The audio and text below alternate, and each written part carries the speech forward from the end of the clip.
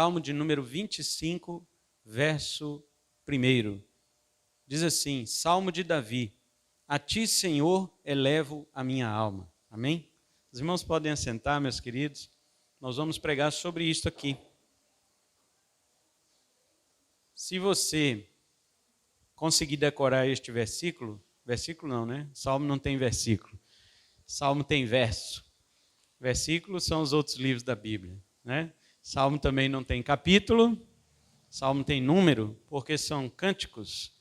Então você não fala assim, irmãos, vamos cantar o hino da harpa, capítulo 2. Não, você fala número 2, né? Então a mesma coisa, os salmos, eles são o saltério, é o inário do povo judeu. Então é o número, salmo de número tal, verso, porque são versos poéticos, não é versículo. São versos poéticos. Então coloca lá verso tal.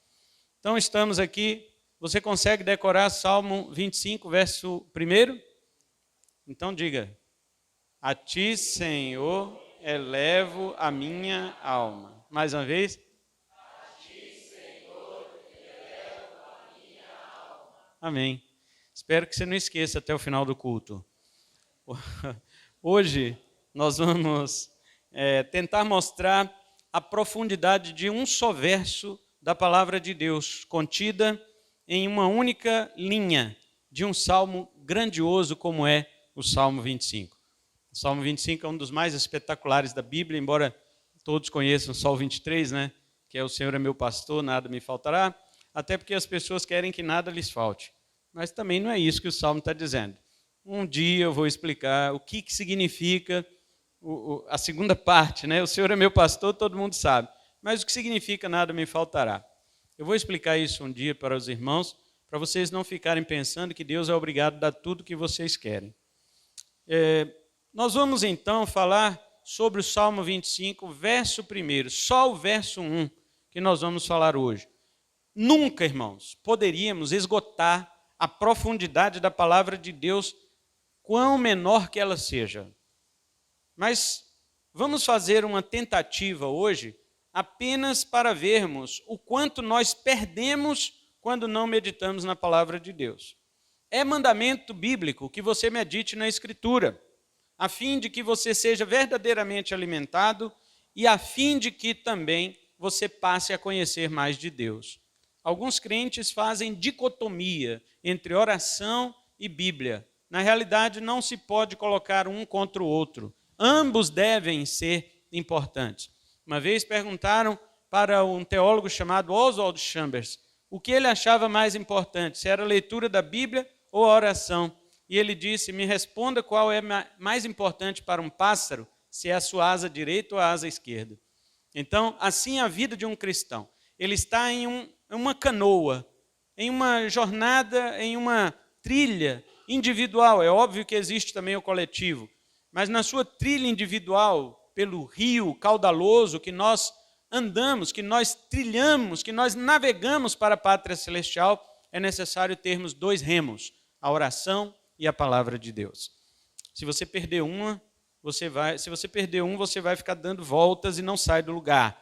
Portanto, é mandamento bíblico que a meditação da Escritura te faça bem alimentado e, acima de tudo, te promova a comunhão com Deus. Os crentes que fazem essa separação entre Bíblia e oração, um é mais importante do que o outro, acabam perdendo. Por quê? Você só pode, em sua oração, ter uma verdadeira comunhão com Deus se você conhecer o que a Bíblia diz sobre Deus. Porque é só quando você sabe o que a Bíblia diz sobre Deus que você vai ter uma oração correta para o Deus correto. Porque tem muita gente fazendo orações para os deuses que eles imaginam, mas não Deus que a Bíblia revela. Portanto, é necessário conhecer a palavra de Deus para você orar ao verdadeiro Deus. O Salmo 1, que é o introdutório, ele diz que é bem-aventurado aquele varão, aquele homem que medita na lei do Senhor dia e noite. É claro que não tem como você ficar dia e noite com a Bíblia na mão. Hoje em dia tem as Bíblias no celular e andam com você o dia inteiro, mas você não fica com o aplicativo da Bíblia aberto o dia inteiro, né? Embora fica com o do WhatsApp, mas o da Bíblia você não fica. Mas o que o salmista está dizendo? Ele está dizendo, meditar de dia e de noite é o seguinte: que hora que você realmente medita na Bíblia? Eu não estou falando de ler, não estou falando de você abrir aqui, deixa eu ver o que Deus tem para mim hoje. Aí faz uma bibliomancia, né? Ele pega e fala: depois que achares, filho do homem, come este rolo. Meu Deus, Deus está falando para eu comer a Bíblia. E aí já teve gente que mastigou mesmo as páginas da Escritura, dizendo que Deus mandou. Então veja, não é bibliomancia, mas sim você tirar o seu tempo correto para meditar na Escritura. E aquilo que você meditou, meditar, tá? Não é ler não. Ler é uma coisa, meditar é aprofundar. Quando você medita na palavra de Deus, então você passa a ruminar, mentalmente você passa a ruminar o que a Escritura falou com você naquele momento seu de meditação. Tem gente que gosta de meditar de manhã. Primeira coisa, quando ele acorda, não é o celular que ele olha a Bíblia, ele olha a palavra de Deus. E então ele medita nela, tira aquele texto para carregar para o seu dia. Por isso que fala meditar de dia e de noite. Neste verso de hoje, a ti, Senhor, o quê? Sem olhar, tá? A ti, Senhor, eleva a minha alma. Nós vamos ver uma lição profunda sobre uma entrega, uma oferta completa para o Senhor. Não é uma oferta de coisas, como nós acabamos de fazer agora. Trouxemos dinheiro para a obra do Senhor. Deus não precisa de dinheiro. Quem precisa é a obra dele. Não é disso que nós vamos falar. Embora Deus e sua obra mereçam, ele merece realmente receber nossas coisas. Mas o que eu vou dizer aqui nesta noite, trata-se de entregar nossa vida, de entregar o nosso ser em rendimento a Deus, reconhecendo da sua grandeza, em reconhecimento da sua grandeza e debruçando-nos diante dele em adoração profunda. Talvez você não tenha visto isso ainda no verso 1, mas nós vamos ver 3 relações desta entrega no verso 1. Primeiro, nós vamos ver a quem entrega. Segundo, nós vamos ver como se entrega.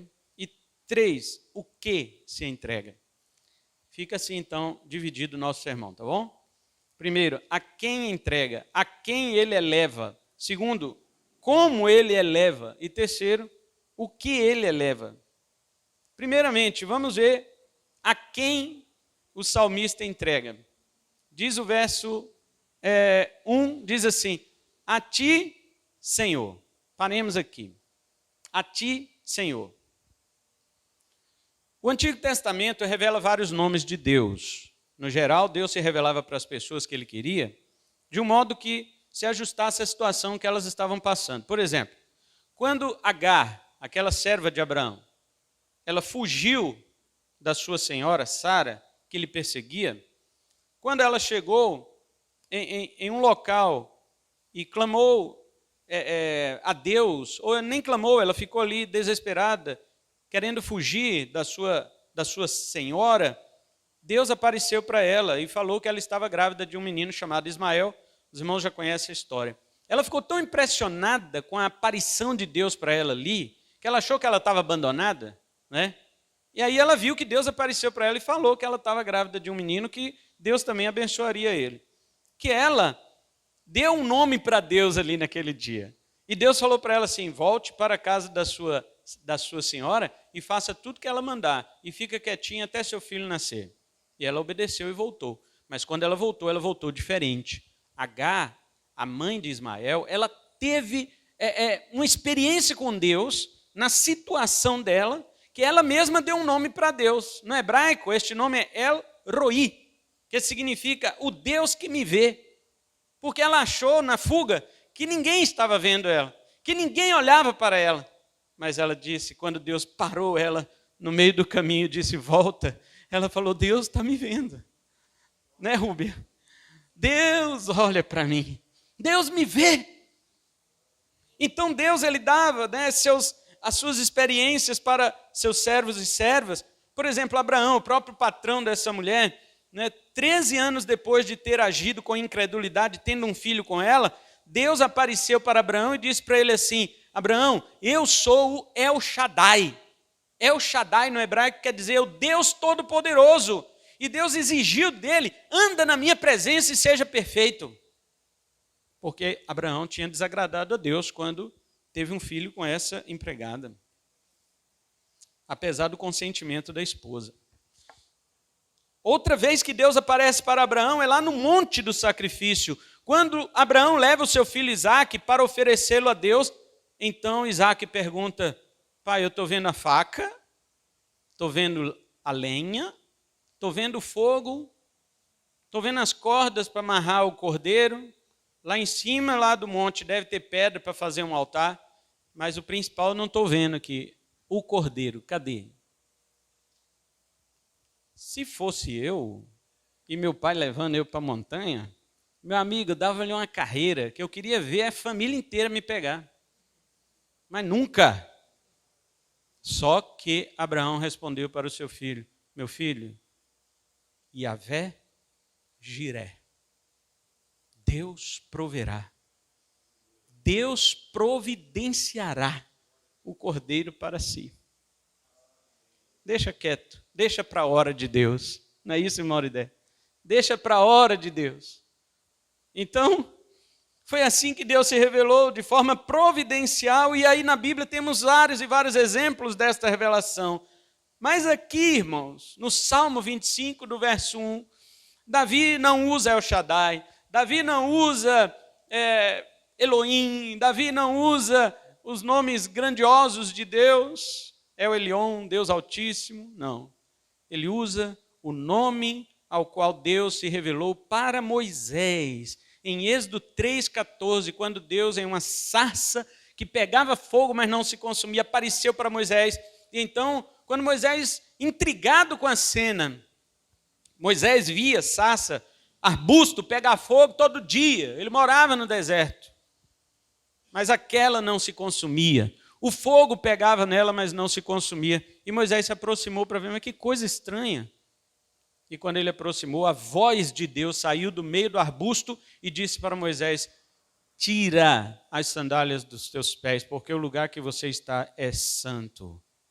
E Moisés se assustou, tirou as sandálias dos seus pés. E Deus comissionou Moisés, chamou Moisés para libertar o povo que estava escravo no Egito. Moisés tentou redarguir com Deus, Moisés tentou contestar a Deus, mas Deus disse para Moisés. Uma das perguntas de Moisés foi o seguinte: olha Deus, o negócio é o seguinte, lá no Egito tem tantos deuses que o Senhor não faz ideia. E quando os filhos de Israel me perguntar qual Deus foi que mandou, o que eu vou responder? Os ateus não falam isso hoje? Eles falam: como é que você sabe que é o seu Deus que é verdadeiro? Sendo que tem o Deus Alá, tem o Deus Tó, tem o Deus, sei lá das quantas, o Deus Zeus, o Deus não sei o quê, e tem o Deus cristão. Como é que você sabe que ele que é o verdadeiro? Essa pergunta que os ateus fazem hoje, Moisés, irmãos, há 3.500 anos já fez para Deus. Ele já fez para Deus, há 3.500 anos essa pergunta. E o que Deus responde para Moisés? Um professor meu dizia assim que Deus coçou a cabeça. Falou: uai, senhor, um Deus mineiro, uai, senhor, é mesmo, né? Que nome é o meu? Ué, porque se eu chego na sua casa, você tem vários irmãos, e eu chego para você e falo: eu quero falar com o seu irmão. Eu, por exemplo, tenho 5 irmãos, comigo 5 irmãos. Você chega para mim e fala: pastor, eu quero falar com o seu irmão. O que eu vou dizer para você? Qual? Porque eu tenho vários. Eu não sei com qual irmão você quer falar. Mas se você chegar para mim e falar: pastor, eu quero falar com seu pai, eu não vou perguntar qual, porque eu só tenho um. Quando Moisés falou que Deus precisava dar o nome, Deus falou: mas para que nome se só tem eu? Não existe outro Deus. Se não existe outro Deus, eu não preciso de nome. Mas devido os homens pecadores terem constituído vários deuses para si, então Deus falou para Moisés assim: pera lá, que ninguém nunca me perguntou isso, deixa eu pensar, já sei, diga para eles que eu sou o que sou. Se eles perguntarem: quem foi que me enviou? Quem foi que te enviou, Moisés? Responda para ele: eu sou, me enviou. Porque todo mundo que diz essa frase, eu sou, a pergunta que o outro faz é a seguinte: você é o quê? Não é isso? Se eu chegar para você e falar assim, ó gente, ó, eu sou, tá? Vocês vão falar, ou o pastor responde o que ele é, ou interna ele, porque está doido. Porque todo mundo que diz que é, o verbo ser, ele se torna um verbo transitivo direto, ou seja, ele precisa de um objeto direto, ele precisa de um complemento que não se leva a uma preposição. Mas Deus transformou o verbo ser em um verbo intransitivo, que não precisa de complemento. Ele disse, eu sou, ponto, acabou. Você vê que Moisés entendeu tanto que ele nem perguntou, é o quê? Não, ele ficou quieto. Ele falou, esse é mesmo, esse é mesmo. Ele falou, agora eu não preciso falar mais nada. Então, este é o nome que Davi usa aqui. Ele diz, a ti eu sou. A ti, ó Deus da revelação.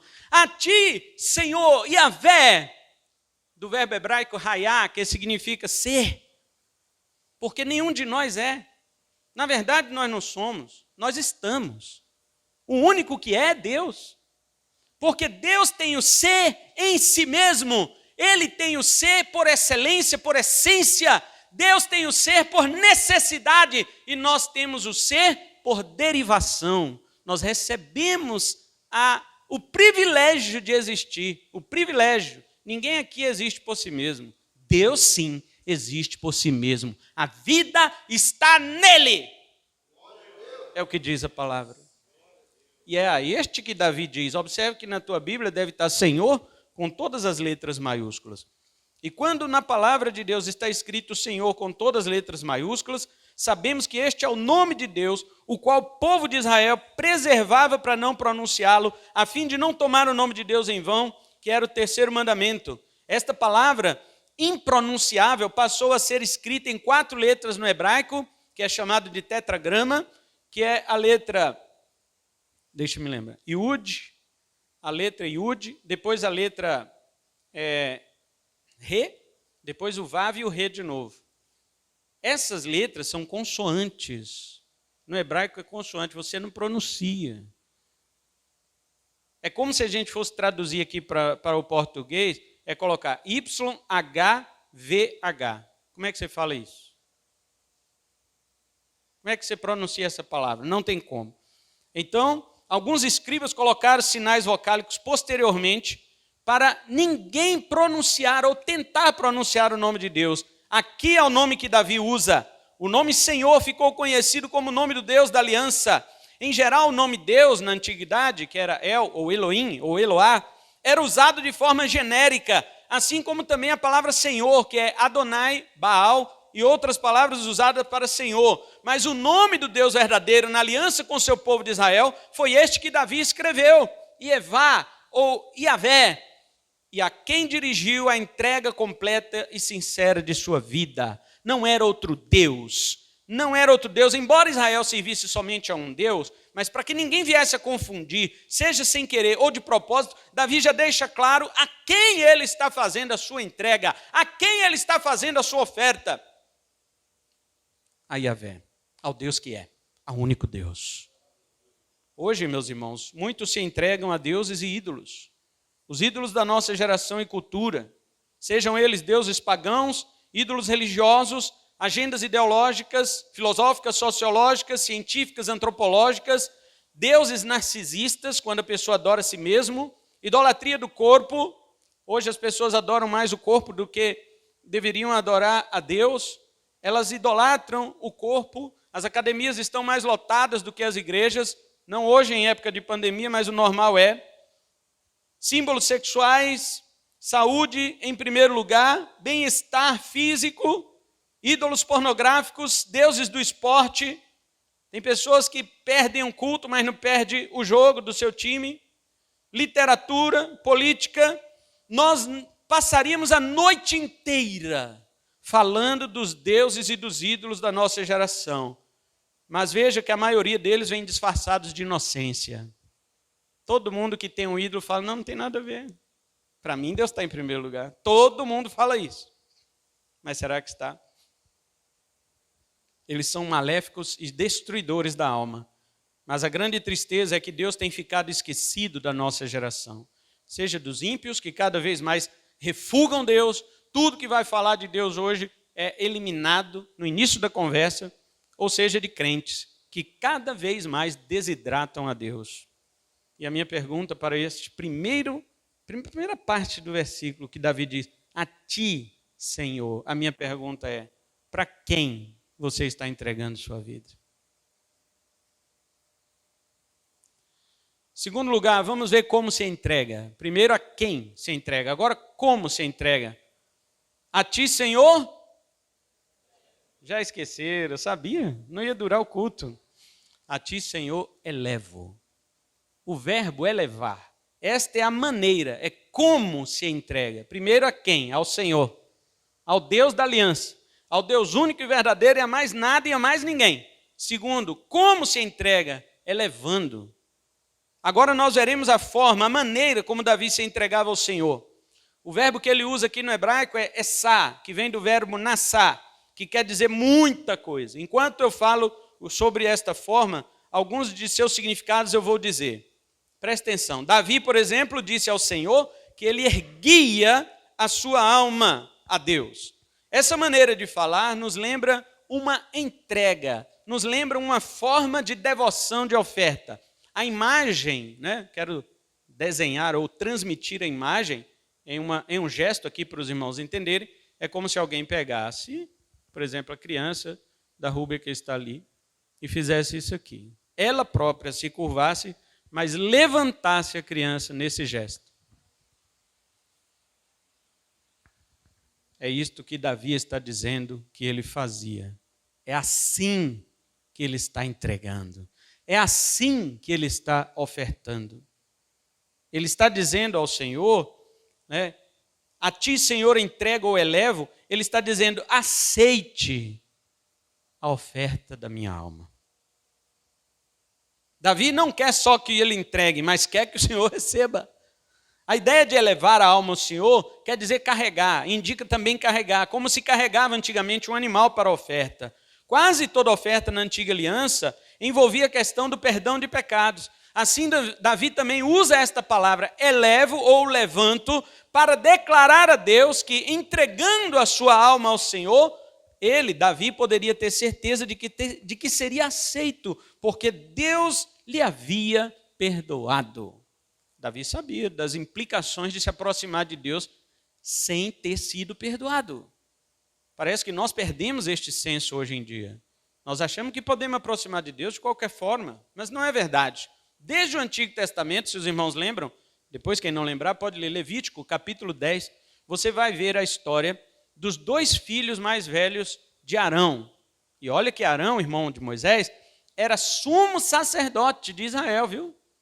Os 2 filhos dele, que estavam ali para sucedê-lo depois que ele morresse, entraram no santuário do Senhor e ofereceram a Deus um fogo estranho, de qualquer forma, uma coisa que Deus não tinha pedido. Eles foram lá e entregaram. O que aconteceu com os 2 rapazes?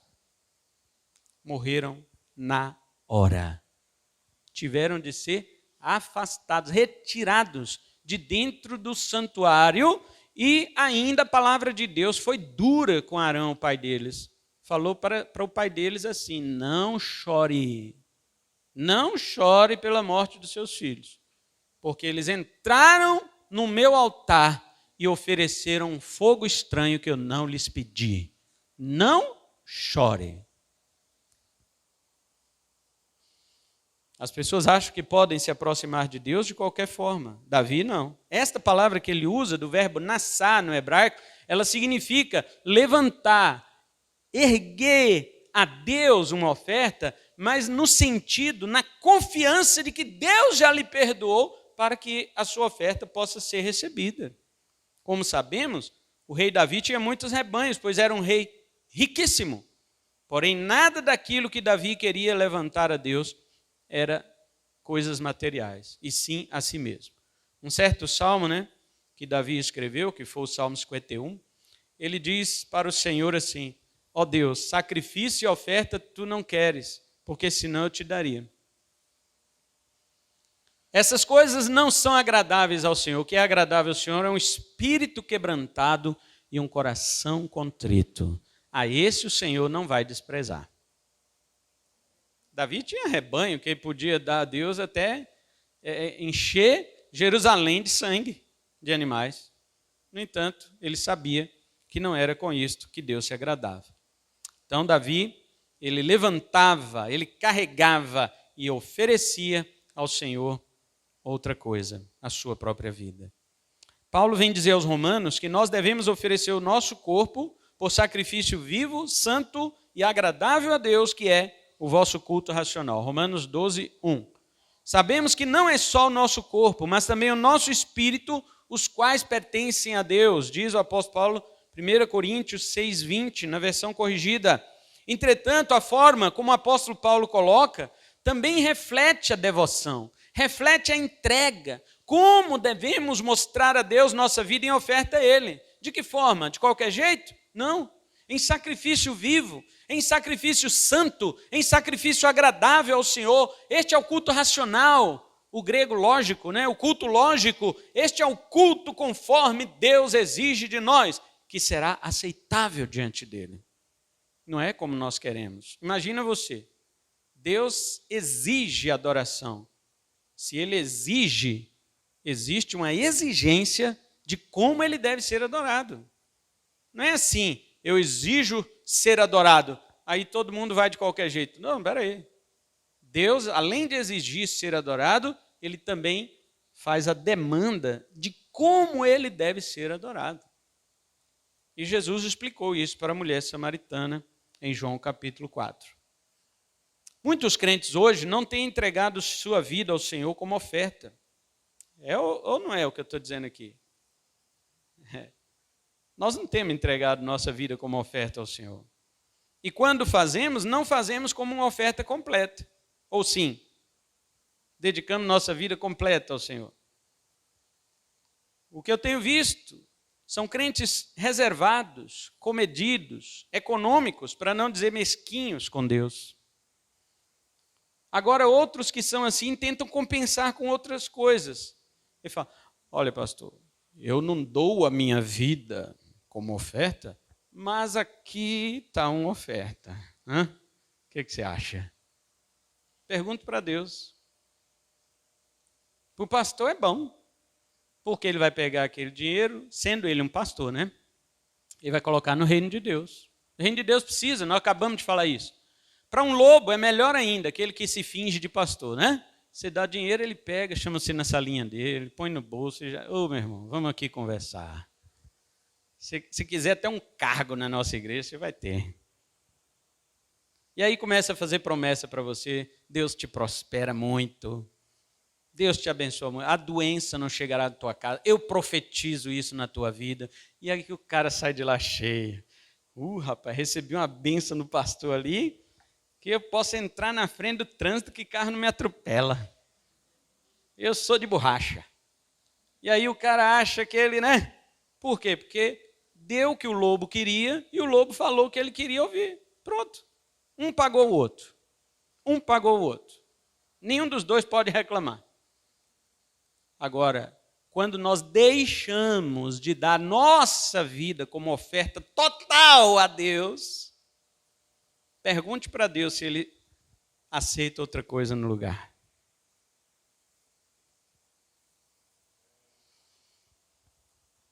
Deus não é iludido.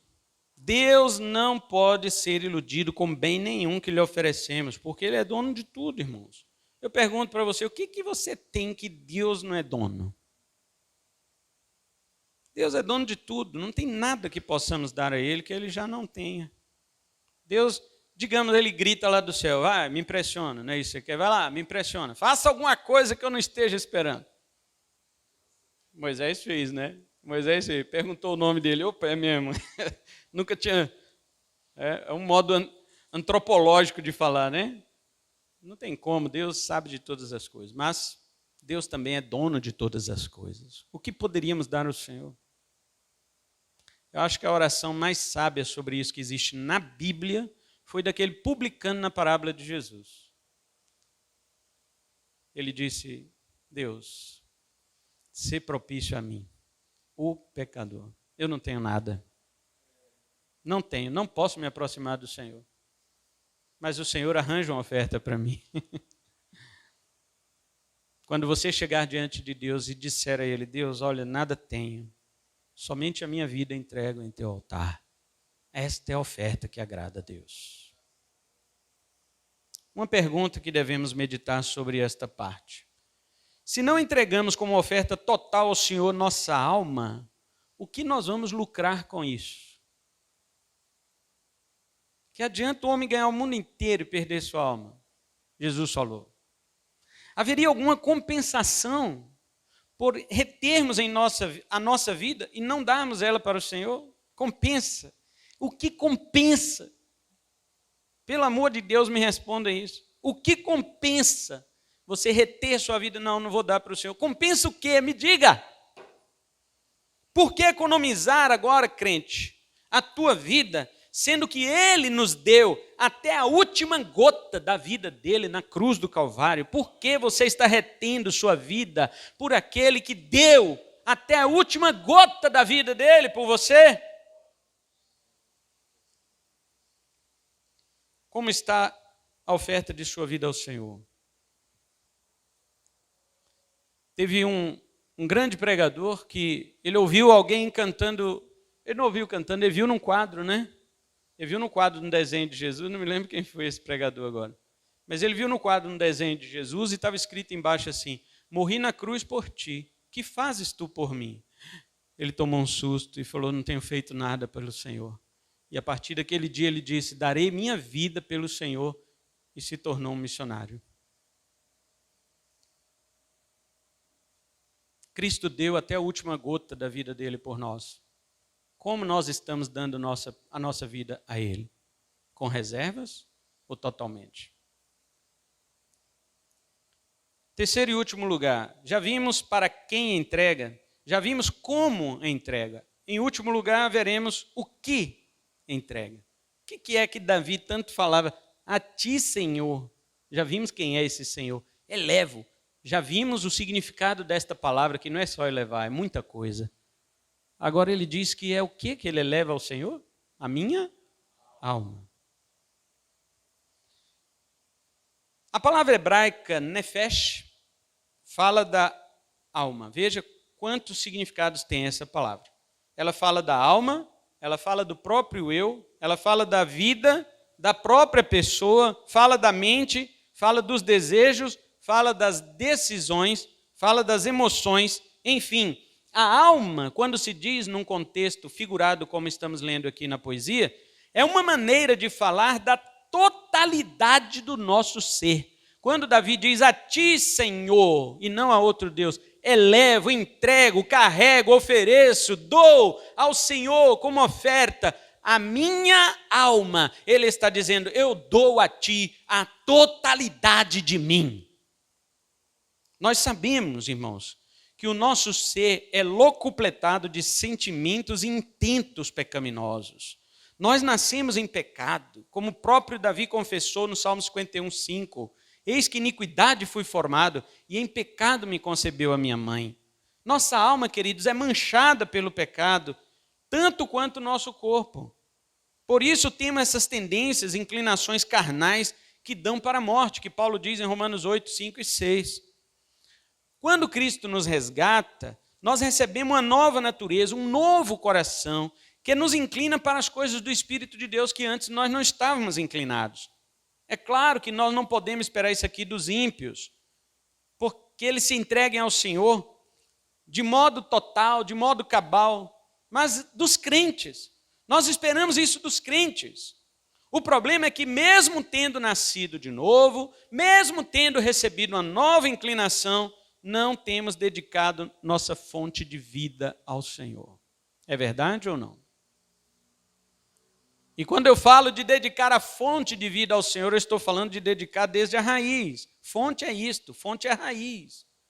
A fonte de uma água, né, equivale à raiz de uma planta. É dali que surge toda a vida. Porém, quando você levanta sua alma ao Senhor, como Davi fez, você leva para a cruz todas as inclinações erradas. Nós temos inclinações erradas, porque ainda habita em nós a velha natureza, mas quando você faz como Davi, você está dizendo: toma minha alma, Senhor, com tudo que ela tem de bom e ruim. Eu lanço aos pés da tua cruz. Você vai reconhecer que aquilo que brota da sua alma não agrada mesmo a Deus, mas que você oferece a Ele a fim de que toda a sua vida seja controlada pelo Espírito de Deus. Se você fizer reservas, não, só vou entregar a Deus aquilo que me agrada eu fico, o que agrada a Deus ele fica. Não é igual a história do... Já viu a história? É piada desse povo, né? O rabino, o padre e o pastor que foram jogar o dinheiro para cima, fizeram um círculo no chão. Aí o rabino fez o círculo no chão: vou jogar dinheiro para cima, o que cair para dentro é de Deus, para fora é meu. Caiu aquele monte de dinheiro para fora e pegou. Aí o padre: eu vou fazer o contrário, o círculo no chão, vou jogar o dinheiro para cima, o que cair fora é de Deus, né? Padre mais respeitado, né? O que cair dentro fica comigo. Caiu um pouquinho lá dentro, o resto, né? Aí o pastor, desses, né, que a gente fala aí, o pastor falou: eu vou jogar é para cima, fazer círculo nada, o que Deus pegar é dele. Olha só. Né? Isso é uma blasfêmia, né? Mas a gente sabe que infelizmente tem. Mas não tem crente assim quando diz respeito à sua alma? Quando diz respeito à sua alma, não faz isso também? Ele fala: olha, Deus, isso aqui é para o Senhor, mas isso aqui eu gosto, isso é para mim, espera lá. Isso aqui o Senhor não manda, não. E ele vai fazendo seleções, igual aquele, né? 1 para você, 1 para mim. 2 para você, 1, 2 para mim. 3 para você, 1, 2, 3 para mim. E assim vai. Ele vai fazendo seleções e excluindo Deus. Ele vai dizendo que está dando alguma coisa a Deus, mas no fim das contas, você vê que ele rapou tudo para ele. Uma pessoa que não dedica a sua vida completa, e quando eu falo completo, eu estou dizendo de sentimentos, de raciocínios, vontades e decisões. Se você não faz isso ao Senhor, nunca você vai experimentar o que Paulo falou em Romanos 12, 2. A boa, agradável e perfeita vontade de Deus. Nunca vai. Jamais você vai desfrutar do que significa a verdadeira adoração. Você sempre vai achar que cada um adora Deus do seu jeito. E não é. Você nunca terá em sua profundidade o real relacionamento que Deus deseja ter com você. Nunca vai ter. Porque você tem reservas. Deus só se relaciona profundamente com aqueles que não ficam guardando nada. Eles entregam tudo para Deus. Queridos, eu faço confissão pública aqui. Eu já fui um crente em que, dados momentos da minha vida, não houve um pingo de reserva para o meu Senhor. E é muito diferente de como estou agora, neste momento aqui. É diferente. Reservado, escolhendo o que dar para Deus. Mas vocês pensam que o Espírito Santo me deixa em paz? De vez em quando ele vem na consciência e diz assim: você acha que é melhor aqui, agora, do que quando não havia reservas? Eu sei que não é. Porque quando não há reservas, você também não vê reservas do amor de Deus por você. Quando não há reserva de entrega, você também não vê reserva de derramamento de Deus por você. Quando você diz: eu oro, mas sinto falta de Deus, é porque você já está entregando sua vida em falta a Deus. Não é Deus que está te dando em falta. Portanto, faça um propósito hoje. Senhor da aliança, Deus da aliança, Deus do relacionamento. Não é o Deus das experiências, mas o Deus da aliança, da revelação, o Deus da Bíblia, o Deus daquela aliança que fez com Moisés para com o povo e foi revelada futuramente em Cristo na cruz do Calvário. Senhor, Senhor, Senhor, a Ti, Senhor, eu dedico, eu entrego totalmente a minha alma, a minha vida, meus pensamentos, meus sentimentos, meus raciocínios, Senhor. Eu entrego isto totalmente ao Senhor. O apóstolo Paulo disse que até mesmo nosso pensamento deve ser levado cativo à obediência de Cristo, 2 Coríntios 10, 5. nossas decisões, nossas vontades, sentimentos, tudo isto estão realmente sendo levados como oferta completa ao Senhor. Alguns que ensinam que não há diferença, a alma e espírito tem diferença, aliás, né? Ensinam que a alma e espírito têm diferença. Eles não podem explicar o zelo de Davi neste verso. Uma adoração em espírito e em verdade, como Jesus ensinou, é evidente que levará para o Senhor todas as faculdades que compõem o nosso ser, chamadas de alma pelos autores bíblicos. Não há nenhuma ligação com as coisas naturais, mas todos os componentes do nosso ser. São eles que devem ser levantados, erguidos, elevados, oferecidos ao Senhor. Eu vou encerrar fazendo algumas perguntas. Podemos dizer hoje à noite, agora, podemos dizer que de fato temos feito uma entrega completa ao Senhor? Se você diz sim, eu tenho efetuado uma entrega, eu te faço outra pergunta: é para o Senhor? É para o Senhor? Ou você tem se doado para os ídolos da nossa cultura? E se você tem se entregado ao Senhor, como está sendo feita essa entrega? Em parcialidade ou totalidade? E afinal, o que você tem apresentado como tua entrega ao Senhor? É realmente tua alma? É tudo que você tem, tudo que você é, ou apenas parte daquilo que te representa? Você tem oferecido a Deus tuas emoções? Ou só o teu modo de pensar? Ou vice-versa, né? Não, eu ofereço a Deus minhas emoções, mas eu penso do jeito que eu quero, do jeito que eu acho. Você tem dado a Deus teus sentimentos, mas tem privado Deus das suas decisões? Não é exatamente isso que temos feito? Ah, Senhor, meus sentimentos são teus, e choramos. E na hora de decidir, você decide pelo que você quer, e não pelo que Ele quer. Lembre-se que para ser como Davi foi, não pode haver reservas. Toda a alma, com aquilo que ela representa, deve ser levantada, carregada e oferecida para o Senhor. Qualquer reserva disso já não é mais adoração verdadeira. Que Deus tenha compaixão de nossa alma, a qual Ele diz por meio do sábio, o filho de Davi, né? Salomão falou em Provérbios 23, 26, filho meu, dá-me o teu coração. É desta maneira que o Senhor requer nossa entrega. Nossa alma é o nosso coração, é a sede de nossas emoções e vontade. É todo raciocínio e pensamento. É desta forma que você vai dizer, eu fiz uma entrega completa ao Senhor. E você vai poder recitar este versículo com toda propriedade. A ti, Senhor, elevo a minha alma. Amém? Que Deus abençoe as nossas vidas aqui neste lugar. Vamos ficar em pé e vamos orar.